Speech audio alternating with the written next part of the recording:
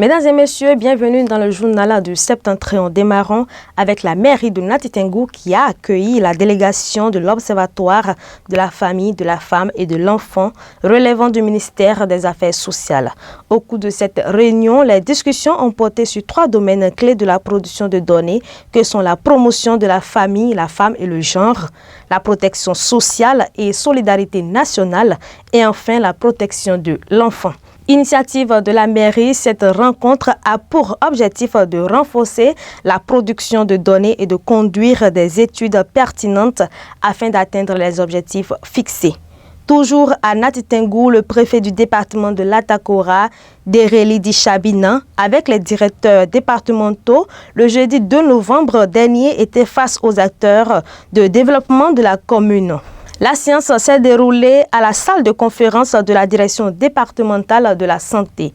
L'objectif de cette séance était d'échanger de vive voix avec ces acteurs sur des sujets d'intérêt de développement de la commune de Nati Tengou. Un tour dans le Borgou, la délégation du parti Mouela Bénin était à Sawararou et Tchatchou dans la commune de Tchaourou le 1er novembre, dernier jour de Toussaint.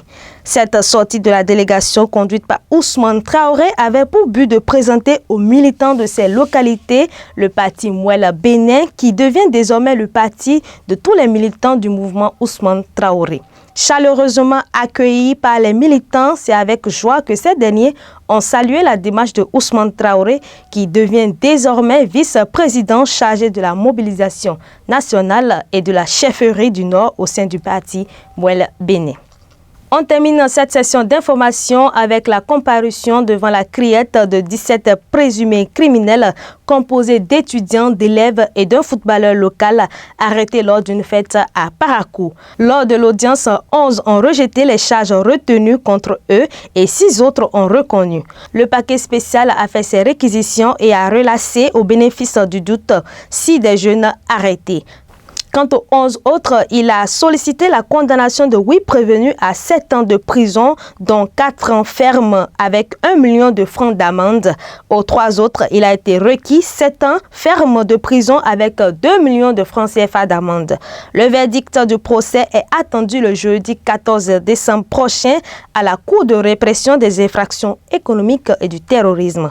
Rappelons que ces jeunes ont été mis aux arrêts lors d'un anniversaire qu'ils célébraient à 3 h du matin au quartier Guéma. C'est tout pour aujourd'hui. Merci de nous avoir suivis. Excellent week-end.